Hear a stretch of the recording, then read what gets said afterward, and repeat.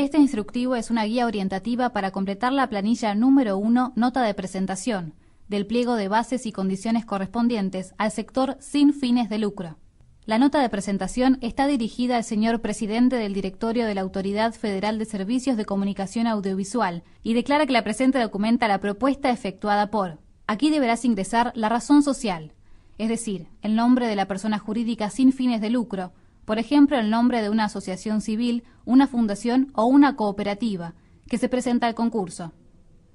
El casillero en el concurso público número debe ser completado con el número que identifica el concurso al cual te presentás como oferente. Para saber qué número de concurso te corresponde, deberás buscar en la resolución de llamado a concurso público el cuadro donde se especifica un número de concurso según la provincia, localidad y sector, sin fines de lucro, no comercial en tu caso. Es decir, deberás buscar el cuadro correspondiente al sector no comercial y dentro de él el número asignado al concurso en la provincia y localidad en la que te vas a presentar. En los siguientes espacios en blanco tendrás que anotar en qué localidad y provincia te presentás a concursar. La localidad y la provincia deben corresponder con el número de concurso que indicaste en el punto anterior. En el párrafo siguiente tenés que declarar un domicilio legal. Este domicilio es el que figura en el estatuto de la persona jurídica sin fines de lucro. Deberás indicar la calle, el número, el piso y el departamento en caso de corresponder, y la localidad y provincia donde se encuentra. A continuación se solicita un domicilio constituido. Es importante que tengas en cuenta que el domicilio constituido es donde recibirás todas las comunicaciones vinculadas con el concurso al que te presentás, por lo que es fundamental que estos datos sean correctos. El domicilio debe constituirse en la ciudad en la que tenga sede la delegación con jurisdicción en la localidad para la que se convoca a concurso público o en la ciudad autónoma de Buenos Aires. Esto significa que deberás constituir un domicilio en la ciudad en donde esté la delegación de AFCA, que corresponde a la localidad para la que te presentás o a concurso o en la cava. Para completar estos casilleros deberás informar la calle, el número, el piso y departamento en caso de corresponder, y la localidad y provincia en donde se encuentra. Finalmente deberás anotar también un teléfono particular, un celular y un correo electrónico. No te olvides de colocar los códigos de área de cada teléfono antes del número de línea. Pasemos a la planilla número 2, nómina de integrantes de los órganos de administración y fiscalización. Aquí deberás indicar la información de todas las personas que formen parte del órgano de administración y del órgano de fiscalización de la persona jurídica que se presenta al concurso. Para completarla tendrás que tener en cuenta la última acta de designación de autoridades y o administración de cargos. Estos documentos deben estar vigentes en el momento de presentar la planilla. En cada renglón del cuadro tendrás que informar el nombre y apellido de cada uno de los integrantes de los órganos nombrados, sus números de documento y el cargo que ocupan. Pasemos a la planilla número 3. Antecedentes personales, integrantes de órganos de administración y fiscalización de las personas jurídicas sin fines de lucro. Ten en cuenta que tendrás que presentar tantas planillas como integrantes titulares de los órganos de administración y fiscalización haya. Esto quiere decir que tiene que haber una planilla por cada una de las personas que en la última acta de designación de autoridades y o distribución de cargos hayan sido nombradas miembros titulares de los órganos de administración y fiscalización. El acta y los mandatos deben estar vigentes en el momento de presentar la planilla. En este cuadro tendrás que informar sobre los antecedentes laborales en el ámbito público, nacional, provincial o municipal de todos los integrantes titulares de los nombrados órganos. Recordá que la planilla es personal, por lo que si una persona no tiene antecedentes laborales en el ámbito público, deberá firmar la planilla al pie y presentarla en blanco. Si tiene antecedentes laborales en organismos que dependan del ámbito público, la presentarás completa y firmada. En este caso tendrás que detallar el cargo que ocupó, en qué organismo, la localidad y provincia en donde se encuentra el organismo, la fecha de inicio y la fecha de cese de actividad, y el motivo por el cual dejó de trabajar allí. Ten en cuenta que al final de la planilla se pide que estas personas firmen una declaración jurada, informando que no son magistrados judiciales, legisladores, funcionarios públicos, militares ni personal de seguridad en actividad, como así también que no poseen vinculación directa o indirecta con empresas de servicios de comunicación audiovisual y de telecomunicaciones nacionales o extranjeras del sector privado comercial. Es por eso que se tienen que presentar tantas planillas como integrantes de los órganos haya, y deben ser firmadas por cada uno de ellos con la correspondiente certificación de firma. Pasemos a la planilla número 4, Propuesta de Comunicación Radial, Marco General. En esta planilla deberás contarnos en los distintos cuadros el perfil de tu propuesta comunicacional. En el primer cuadro tenés que seleccionar solo una opción, la que refleje el perfil general de la propuesta que presentás. Puede ser informativo, periodístico, entretenimiento, musical, educativo, cultural u otros. En este caso deberás escribir cuál. Por ejemplo, deportivo. Ten en cuenta que solo marcarás una opción, la que mejor explique de qué se trata la mayor parte de la programación. En el segundo cuadro vas a encontrar características que pueden o no ser parte de tu propuesta. Tenés que revisar cuáles de estas se relacionan de manera particular con la programación que presentás. Podrás marcar hasta 3 características. En el tercer cuadro deberás escribir con tus propias palabras a qué tipo de audiencia se dirige la programación que presentás. Si la propuesta es para todo público, escribilo de ese modo. Si es para un grupo de la población determinado, contanos cuál. Recordá que es muy importante que el perfil de la propuesta coincida con los fines y/o los objetivos de la asociación sin fines de lucro. Lo mismo en el caso de la programación. Pasemos a la planilla número 5, Contenidos musicales e interacción con la audiencia. Esta planilla tiene 3 cuadros. Recordá que los porcentajes que anotes en ellos tienen que corresponder con lo que establece el artículo 65 de la Ley número 26.522. En el primero deberás informar sobre el origen, o sea, la nacionalidad de la música que emitís, o tenés pensado aproximadamente emitir. Allí tenés que completar qué porcentaje les asignás a la música de autores o intérpretes argentinos y a la música de autores o intérpretes extranjeros. Recordá que tenés que emitir un mínimo del 30% de música de autores y o intérpretes argentinos. La suma de estos dos porcentajes es el total de tu programación musical, es decir, el 100%. El segundo cuadro deberás completarlo con qué porcentaje de la música de origen nacional que te comprometes a emitir será de sellos independientes. Ten en cuenta que la ley establece que el 50% de los autores y o intérpretes argentinos debe ser de sello independiente. Por lo que, por ejemplo, si vas a emitir 40% de música de autores y o intérpretes argentinos, tendrás que comprometerte a que el 20% de la música de autores y o intérpretes argentinos sea de sello independiente.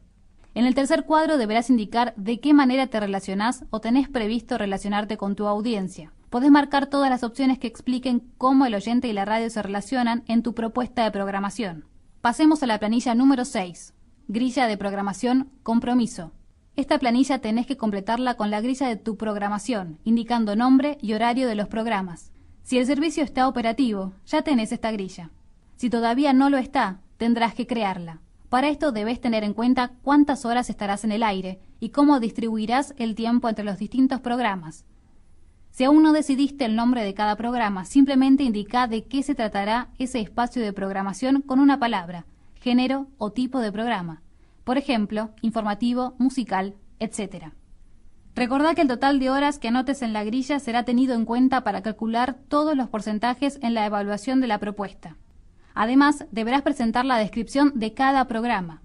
Ten en cuenta que para esto no completarás una planilla, sino que deberás acompañar la planilla 6 con una breve descripción de cada uno de los programas o espacios de programación que forman tu propuesta, de la manera que prefieras. Es importante en esa descripción contarnos los contenidos que serán parte de los programas.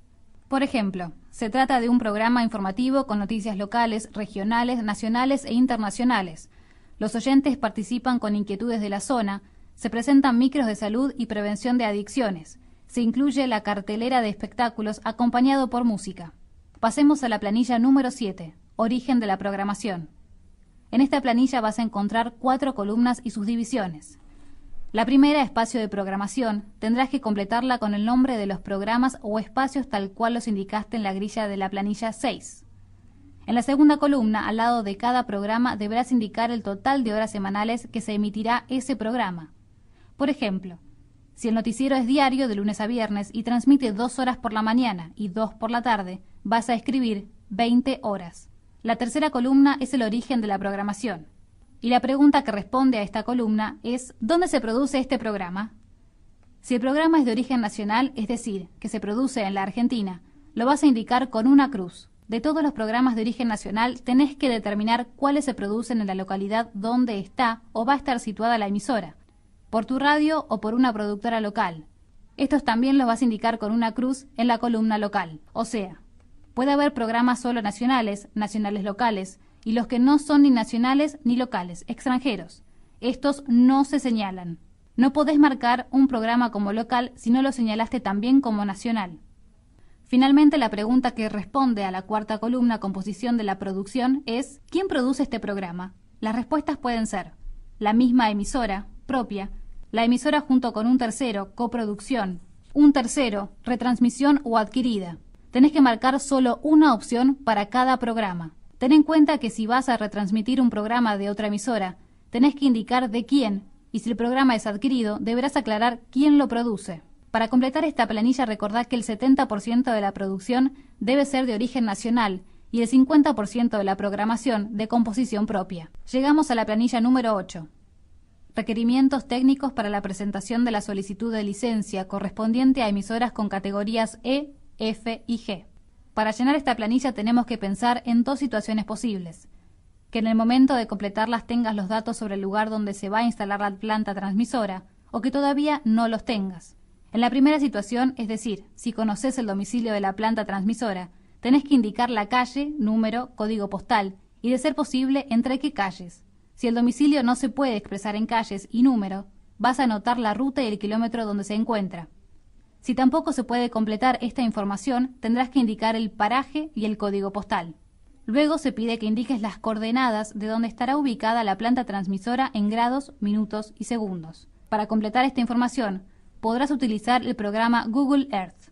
En la segunda situación, o sea, si no está definido el domicilio de la planta transmisora, tendrás que completar solo las coordenadas geográficas genéricas de la localidad para la que concursás. Ten en cuenta que las podés encontrar en la convocatoria del llamado a concurso. Luego, si el servicio está operativo, tenés que completar la frecuencia en la cual estás transmitiendo actualmente. Por último, debes completar la frecuencia que pretendés, es decir, dentro de las frecuencias disponibles publicadas en la convocatoria de llamado a concurso, cuál es la frecuencia favorita o pretendida para transmitir. Finalmente llegamos a la planilla número 9, propuesta de inversión, resumen valorizado por ítems. Esta planilla deberás completarla con la propuesta de inversión que te comprometes a realizar en la emisora en caso de salir adjudicado. La primera columna deberás completarla con el ítem en que invertirás y en la de al lado el valor del mismo. Al final de la planilla tendrás que indicar el total de la inversión comprometida. Recordá que todas las planillas tienen que estar firmadas como se indica al pie. En el pliego de bases y condiciones para el sector sin fines de lucro tenemos 3 anexos, los que deben ser completados por un contador o contadora y estar debidamente certificados por el colegio profesional respectivo. Veamos de qué se tratan. Anexo A. Certificación contable sobre situación patrimonial, solo para personas jurídicas. Supongamos que la entidad se llama Cooperativa Renacer. En el encabezado donde dice señores, el contador o contadora tendrá que indicar a quién está dirigida la certificación, en nuestro ejemplo, Cooperativa Renacer. En el punto 1, información objeto de la certificación, deberá completar la razón social de la entidad oferente, en nuestro ejemplo, Cooperativa Renacer, su quit y su domicilio legal.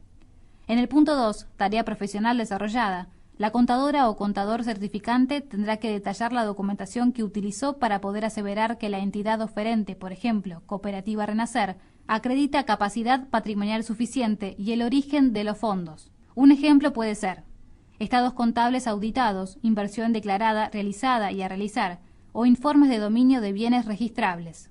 En el punto 3, certificación, tendrá que repetir el nombre de la entidad oferente, en nuestro ejemplo, Cooperativa Renacer, y completar con la fecha en la que hizo el análisis de la documentación y el origen de los fondos. En el punto 4, información adicional requerida por disposiciones legales, el contador o contadora volverá a escribir el nombre de la entidad oferente, en nuestro ejemplo, Cooperativa Renacer, para informar que no registra deuda. Es importante tener en cuenta que si la entidad oferente tuviera deuda, deberá regularizar su situación para poder informar que no registra deuda exigible con el régimen nacional de seguridad social. Finalmente, donde dice lugar y fecha, deberá completar con el nombre de la ciudad o localidad donde se emite la certificación y la fecha en que se realiza. Pasemos al anexo B. Certificación contable sobre situación patrimonial, solo para personas físicas como integrantes de los órganos de administración y fiscalización que comprometen aportes personales.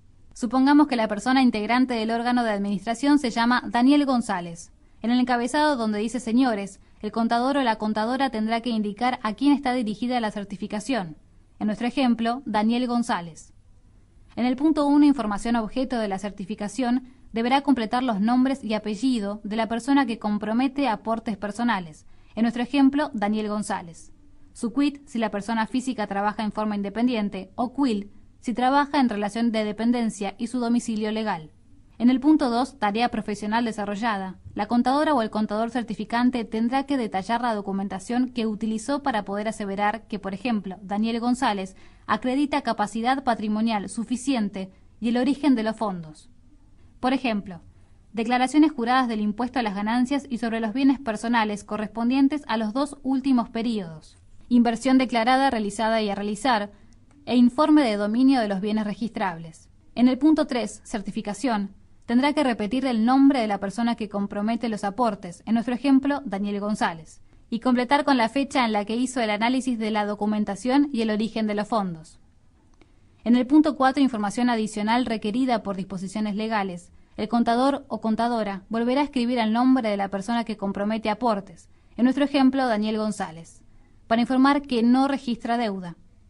Es importante tener en cuenta que si tuviera deuda, deberá regularizar su situación para poder informar que no registra deuda exigible con el régimen nacional de seguridad social. Donde dice lugar y fecha deberá completar con el nombre de la ciudad o localidad donde se emite la certificación y la fecha en que se realiza. Finalmente pasamos al anexo C. Certificación contable sobre situación física y previsional. Solo para personas físicas como integrantes de los órganos de administración y fiscalización que comprometen aportes personales. Supongamos nuevamente que la persona integrante del órgano de administración se llama Daniel González. En el encabezado donde dice señores, el contador o la contadora tendrá que indicar a quién está dirigida la certificación. En nuestro ejemplo, Daniel González. En el punto 1, información objeto de la certificación, deberá completar los nombres y apellido del integrante del órgano de administración. En nuestro ejemplo, Daniel González. Su quit, si trabaja en forma independiente, o quil, si trabaja en relación de dependencia y su domicilio legal. Para completar el punto 2, alcance de la tarea profesional desarrollada, el contador o la contadora deberá detallar la documentación que tuvo a la vista para hacer la certificación. Es importante tener en cuenta que tiene que hacer una expresa mención de los impuestos incluidos. En el punto 3, certificación, tendrá que repetir el nombre del integrante del órgano de administración, en nuestro ejemplo Daniel González, para informar que no registra deuda. Es importante tener en cuenta que si tuviera deuda, deberá regularizar su situación para poder informar que no es deudor moroso de obligaciones fiscales, previsionales y de la seguridad social por los años no prescriptos a la fecha de extender la certificación. En el segundo párrafo del mismo punto, el contador o la contadora deberá completar nuevamente con el nombre del oferente, Daniel González en nuestro ejemplo, para certificar que no se encuentra obligado ni incorporado al régimen de emisión de comprobantes electrónicos en línea. Finalmente, donde dice lugar y fecha, deberá completar con el nombre de la ciudad o localidad donde se emite la certificación y la fecha en que se realiza. Recordá que cualquier duda que tengas o si necesitas más información, podés consultar la página web del AFCA, www.afca.gov.ar, o comunicate al 0810-222-6633.